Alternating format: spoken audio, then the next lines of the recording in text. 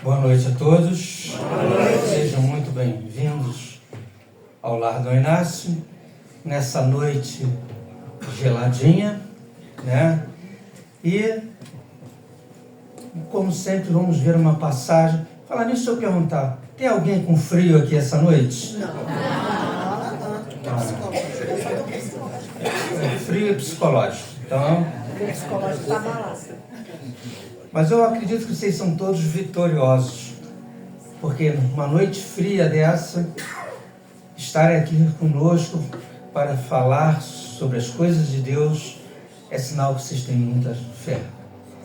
Parabéns para vocês que estão aqui, parabéns a vocês pela fé e parabéns também nós queremos agradecer pela presença de cada um de vocês. E hoje nós vamos falar sobre uma mensagem muito, mas muito conhecida, que é sobre Marcos, que vai falar sobre vencendo as tempestades da vida.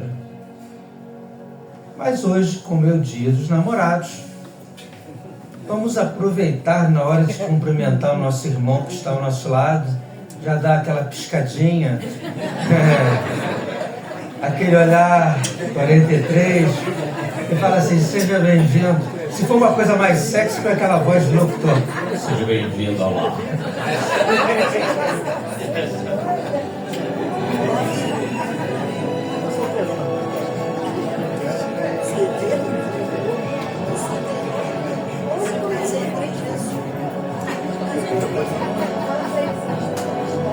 Tá bom, gente, vai largar. Larga. Deixa para depois do culto, né? Essa turma aqui pensa que é espírita, não é mole não, cara. É porque o espírita de verdade gosta de crescer e multiplicar, para ajudar a descer os irmãozinhos do céu. Meu Deus do céu. Deixa eu ficar sério, que a mensagem é séria.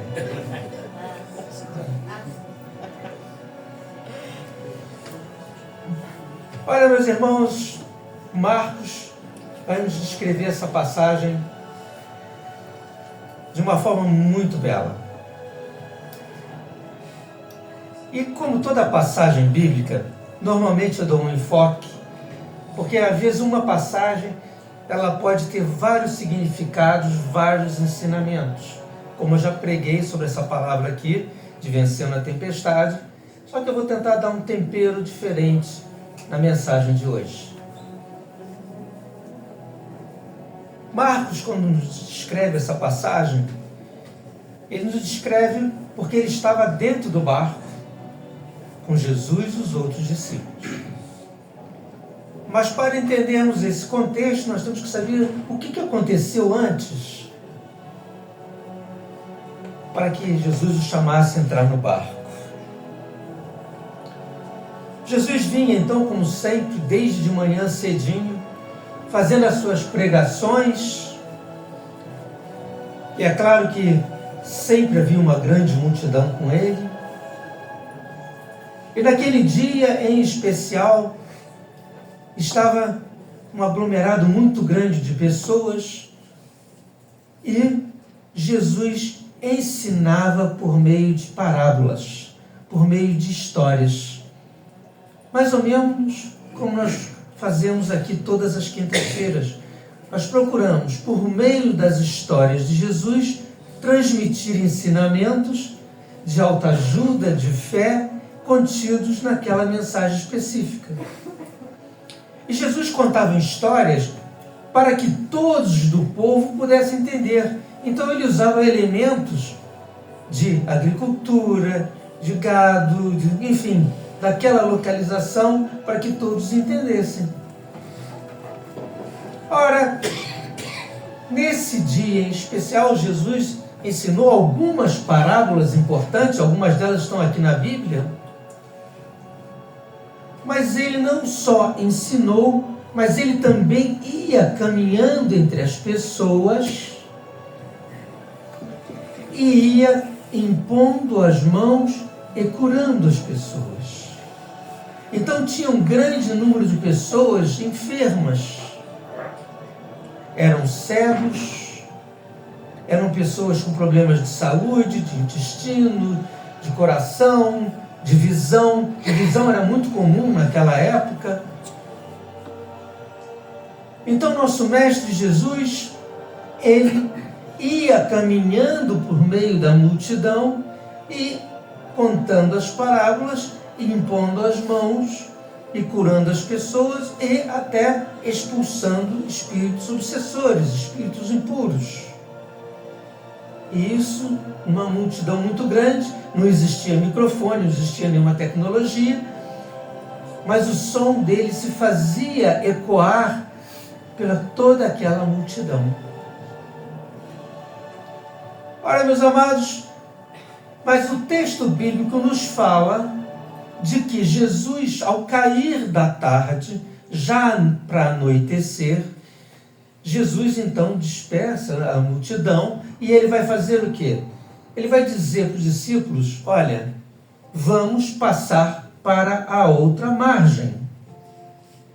E o que era a outra margem? Teria que atravessar o Mar da Galileia, que na verdade era uma grande baía, como se fosse a Baía de Guanabara, e do outro lado estava Decápolis. Eram 10 cidades gentias. E essas cidades gentias eram cidades em que o povo tinha verdadeiro ódio dos judeus. E os judeus, por sua vez, não gostavam dos gentios. Foi então que os discípulos, com certeza, não gostaram, porque eles não queriam ir para aquelas terras. Mas o texto bíblico nos fala que Jesus ordenou a eles. É diferentemente de pedir a eles. Porque Jesus sabia que tinha que fazer algo lá naquelas terras. E é o que nós vamos ver numa outra passagem, que ele tirou um obsessor de uma pessoa e tal, que andava com os porcos, aquela coisa toda. Ora, os discípulos então decidiram: não, vamos entrar no barco, vamos obedecer a Jesus e vamos passar para a outra margem. Marcos era um deles. Então, para nós entendermos a nossa mensagem de hoje, porque cada um de nós em nossa vida, em algum momento, passou por alguma tempestade. Quem aqui já passou por um momento difícil, uma tempestade? Levanta a mão. Está todo mundo com encosto. Ora, meus irmãos, e a tempestade, ela vem para todos nós, católicos, evangélicos, espíritas, ateus, enfim, para todo mundo. Ela é muito democrática, porque através dessas provações, dessas dificuldades, dessas tempestades, é que cria-se, é o que possibilita a nossa evolução, o nosso aprendizado. Então, se vocês passaram por algum momento difícil desses, parabéns, vocês passaram de ano, pois estão aqui hoje. Muitos repetiram, não estão mais aqui, né? Ou subiu ou desceu. Mas vamos lá. Ora, meus irmãos, reparem, então a tempestade vem para todos. A grande chave dessa mensagem é saber como nós vamos vencer as tempestades da vida. E temos que estar preparados para elas. Eles então entraram no barquinho, e uma coisa interessante que o texto de Marcos explica, que haviam outros barquinhos. É sinal que parte daquela multidão decidiu acompanhar Jesus e também atravessar o Mar da Galileia. Então, o primeiro ensinamento dessa mensagem: se você quer vencer a tempestade, você tem que obedecer a Jesus. E isso, às vezes, é difícil. Aproveita que está frio, empurra teu irmão e fala assim: você tem obedecido a Jesus? Pergunta, cutuca o teu irmão aí.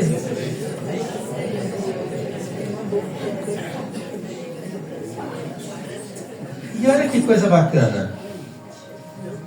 obedecer a Jesus não é tão simples como imaginamos, porque para obedecer a Jesus, muitas vezes nós temos que aprender a perdoar. Isso é difícil, hein? Temos que aprender a ter paciência, perseverança. Como Jesus disse várias vezes, ter bom ânimo. Mas eles então obedeceram a Jesus e entraram no barquinho. E foram lá remando.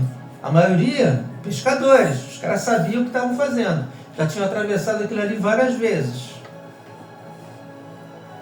E eles remaram, a noite caiu, estava muito escuro. Lembramos que o barquinho não tinha farol, não tinha motor, era no braço, no muque, na escuridão. E Jesus pegou uma almofadinha e botou atrás no barco para tirar uma soneca. Meus irmãos, nós estamos falando de Jesus. Ele era uma pessoa, um homem comum. Ele tinha fome, ele tinha sede, ele tinha sono. Ele teve aqueles momentos de tristeza profunda quando chegou lá no alto da montanha, prestes a ser traído por Judas. Sentimentos humanos. E quando você atua num trabalho espiritual, há um dispêndio de energia muito grande. A pessoa sai exausta, sai cansada, ela desprendeu muita energia. Isso acontece com os médiuns, porque eles estão doando aquela energia, eles sentem que às vezes foi uma passagem de Jesus muito interessante, que é da mulher com fluxo de sangue. Ela encosta na orla do manto de Jesus, da roupa de Jesus, das franjas da roupa de Jesus, e Jesus para a caminhada no meio da multidão e diz: quem me tocou? Porque eu senti que saiu de mim grande virtude, ou seja, senti que saiu de mim grande energia. Então Jesus tinha despendido muita energia. Alguém aqui já entrou em algum ambiente e começa a bocejar? Né? Ó, muitas vezes quando isso acontece, né, é porque você está doando energia, doando ectoplasma. Agora eu vejo todo mundo bocejar aqui, estou agradecendo. Vocês estão doando ectoplasma aqui para a gente, para os trabalhos dessa noite. Né? E é interessante, né? Se um bocejar e o outro vir, vai todo mundo. Né? Ora, meus irmãos, então entraram no barquinho, começaram a remar. Só que o texto de Marcos nos fala que, de repente, sobreveio uma grande tempestade. Aí uma coisa interessante. As tempestades, quando vêm em nossa vida, elas vêm de repente. Agora, uma coisa que nós temos que aprender, porque tem muita gente que uma pequena ventania, uma pequena chuvinha, já pensa logo que é tempestade. Ai, meu Deus, e agora? O cara pega o homem, então, se ficar gripado com fé, vou morrer, chama o padre, chama o santo, estou vendo a luz. Quando vê a luz, já era. Espírita não pode ver a luz, entendeu? Senão pensa que é logo chamado, né? Já começa a se entregar. Isso é mal de todo homem, tá? Eu falo isso por mim também, né? Quando eu tive Covid, fui parar no CTI, eu sempre ficava com o olho meio aberto, entendeu? Eu não queria ver luz nenhuma. Vai lá que me puxa, né? Tava lá, já ia ser mal, ia ser ensacado ali, é ruim. Mas depois eu conto essa história, que é até interessante. Mas olha, chegando ali, a tempestade vem para todos nós. E a tempestade, quando vem de repente, basta você sair de casa, às vezes você recebe um telefonema de alguém dizendo que alguém que você gosta muito foi parar no hospital, no CTI. Olha uma tempestade. Basta uma ação judicial que você perdeu. Olha uma tempestade.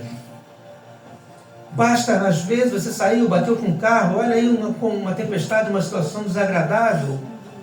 Olha quantas coisas podem vir de repente na nossa vida que é uma tempestade. Você está trabalhando, está legal no teu emprego, está com a vida estabilizada, de repente é mandado embora. Olha uma tempestade.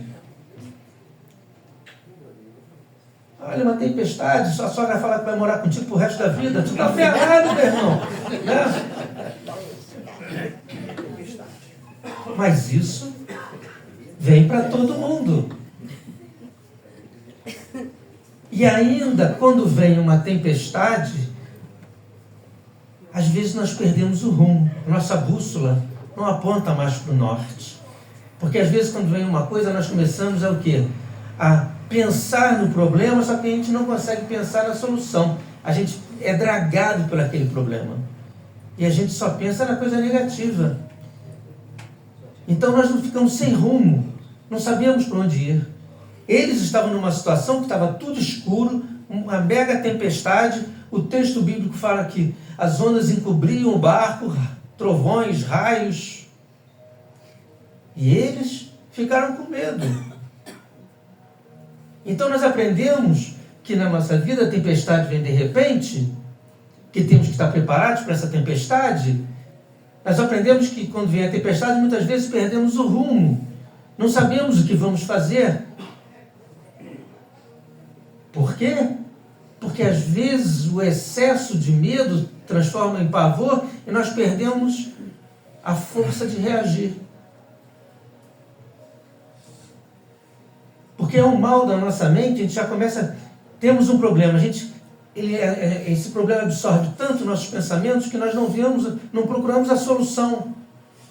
Não, vai acontecer assim, eu estou ferrado, eu estou lascado, e agora o que eu vou fazer e tal. Só que você não começa a pensar em como resolver o problema. E às vezes o problema é que para você é desse tamanho, uma pessoa lá de fora é desse tamanhinho.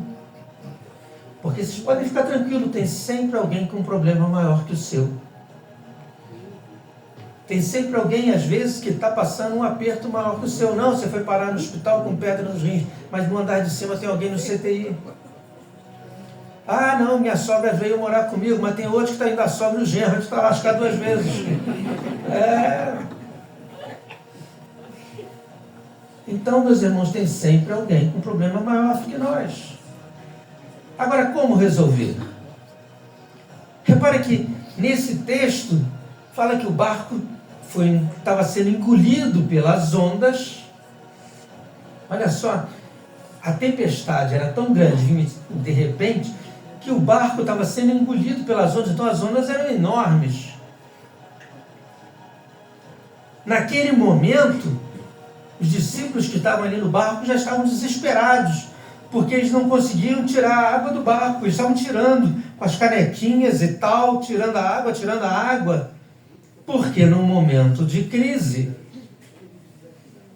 você tem que tirar a água do barquinho. Não é do joelho, meus irmãos, é do barquinho. Sabe por quê? Porque senão o barco fica pesado e afunda. Como é que você vai vencer uma tempestade com o teu barco cheio d'água? Não vai. Então você tem que aliviar o peso do seu barquinho. Então você tem um problema, você tem que aliviar o peso desse problema. Aliviar o peso do problema é você ter que jogar fora aquilo que não presta. É você jogar fora essa mágoa que está dentro do teu coração.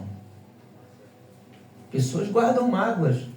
Tem pessoas que às vezes filhos deixam de falar com o pai por muitos anos, pai deixa de falar com filhos, né? Parentes não se falam por uma coisa que eles até já esqueceram o que era lá atrás, porque os maiores problemas ocorrem no círculo familiar. Quando é uma coisa de pessoa lá de fora, vai ficar chateado, vai aborrecer, mas quando é dentro da família, aí o bicho pega. Nós temos que aprender a nos desprender dessa mágoa, desse rancor, desse pensamento negativo. Levar a vida mais suave, mais leve. Fala pro teu irmão, esvazia o barquinho, meu irmão. Fala pro teu irmão, cutuca ele.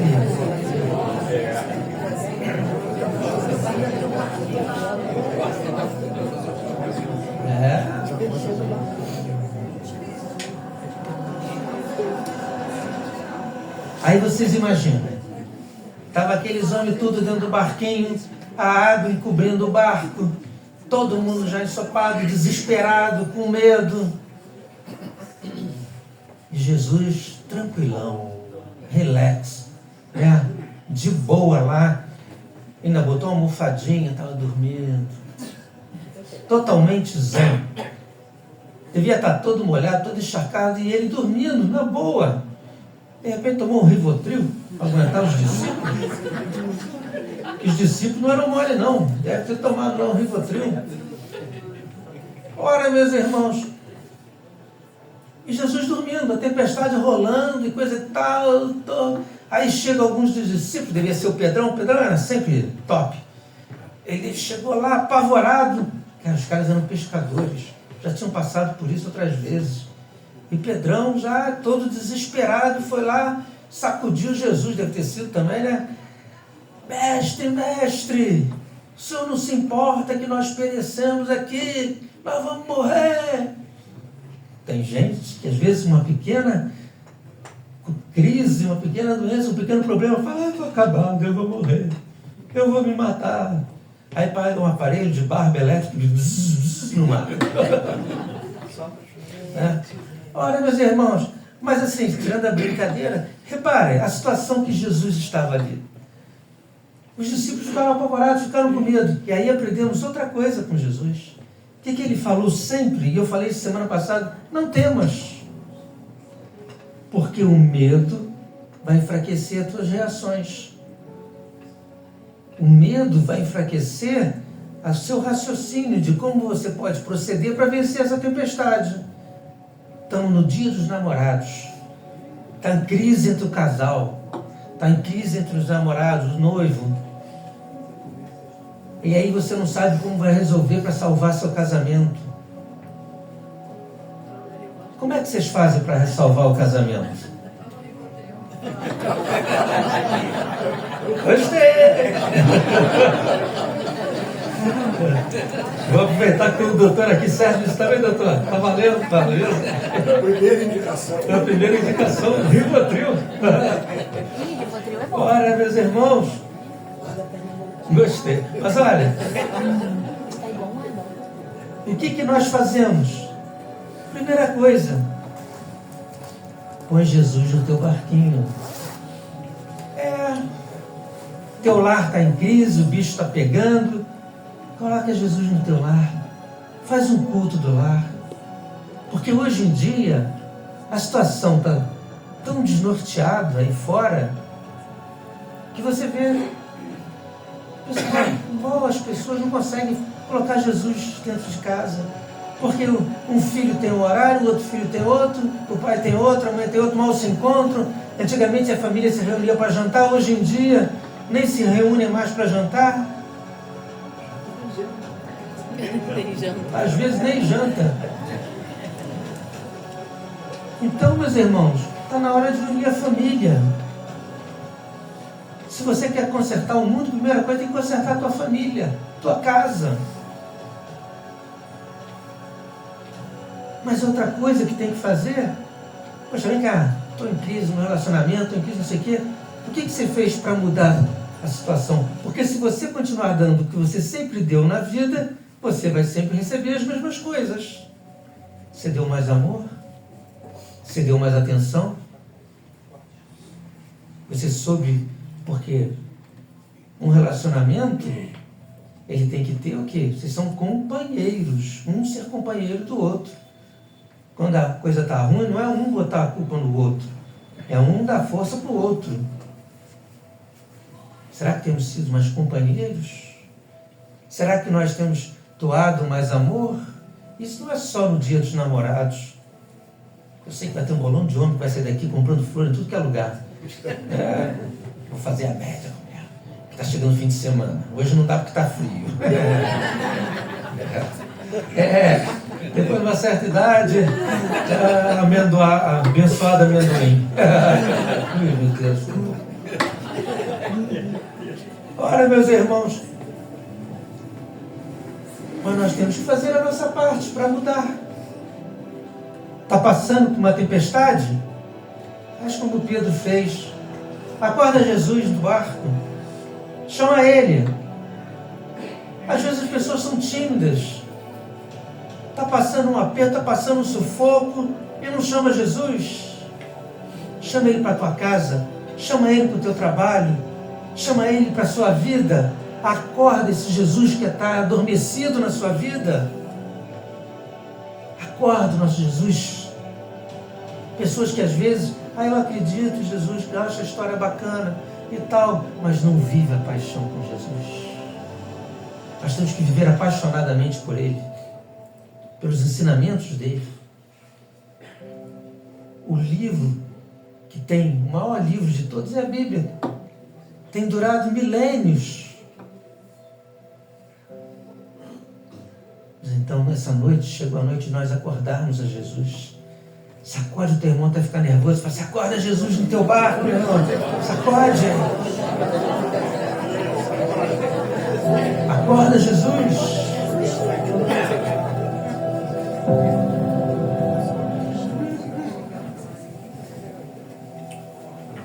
Aí Jesus acordou.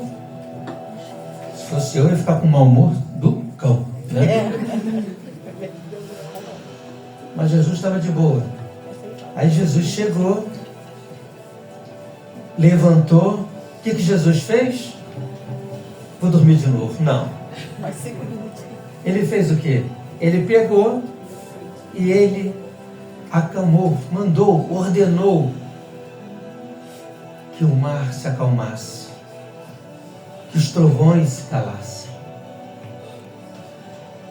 que o vento parasse de soprar. Porque é isso que nosso Jesus quer fazer conosco. Muitas vezes estamos diante de uma tempestade e parece que Jesus está dormindo no nosso barco. Pô, será que Ele não está vendo o que a gente está passando? Será que Ele não está vendo a dor que eu estou sentindo? Será que Ele não está vendo que eu estou entrando em depressão? Será que Ele não está vendo que eu estou sendo mandado embora do meu trabalho e eu não sei como sustentar minha família? Será que Ele não está vendo que eu estou doente, não estou conseguindo me recuperar? Parece que Jesus está dormindo no meio da tempestade. Mas muitas vezes essa tempestade vem para trazer um aprendizado. Qual é a lição que nós aprendemos com a tempestade? Paciência. Tem que ter paciência, porque sabemos que toda tempestade passa. Essa também vai passar. Perseverança. Os discípulos tiveram que ter perseverança, continuaram remando. Era mais fácil eles pararem e deixarem a correnteza levar o barco para onde eles saíram. Mas eles obedeceram a Jesus e perseveraram. Remaram. Nós temos que perseverar. Se você quer vencer a tempestade, você tem que perseverar, continuar lutando. Mas também temos que fazer outra coisa. Nós temos que obedecer ao Mestre. Ele sabe aonde é o nosso porto seguro. Jesus se levanta e ele acalma a tempestade. Porque ele não vai acalmar a tempestade nem antes, nem no momento dela. Porque ele quer ver a sua reação. Ele quer ver como é que você vai reagir diante desse momento. Será que você vai aprender alguma lição? Às vezes uma doença, um câncer que você vai ter, um tratamento delicado. O que você está aprendendo com essa doença? O que ela está te ensinando? Humildade.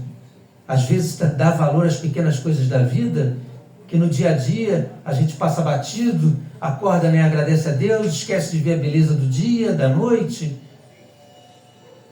Paciência, que é um tratamento delicado. Fé.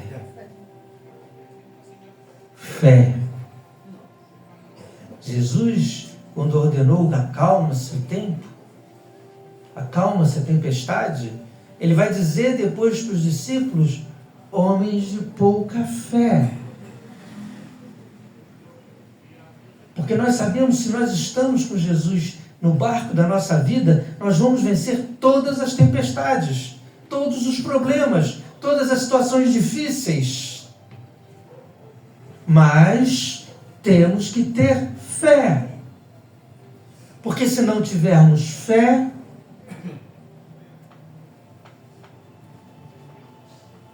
e aí a grande pergunta dessa noite,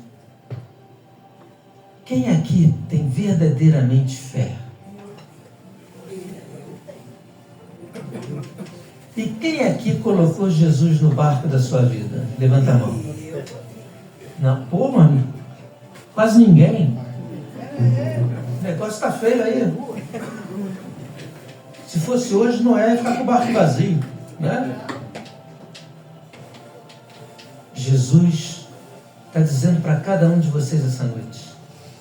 Vocês que vieram aqui enfrentar a noite fria, a noite gelada, que deixaram os seus namorados ou suas namoradas em casa. Jesus está falando para você, tem fé. Ela ainda vai estar te esperando em casa. Brincadeira.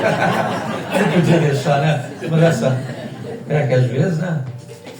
Não, sério. Ele está dizendo para cada um de vocês, tem fé. Ele vai acalmar a tempestade. Ele vai fazer dar tudo certo. Ele vai fazer você chegar no porto seguro. Talvez seja o grande ensinamento da mensagem dessa noite. E para encerrar, enquanto eu vou preparar o coral aqui para cantar as duas musiquinhas, eu quero que você, Dia dos Namorados, isso agora é sério, isso é importantíssimo, né? Aproveita essa deixa que eu vou dizer aqui para vocês. Dá um abraço no teu irmão e fala no ouvidinho.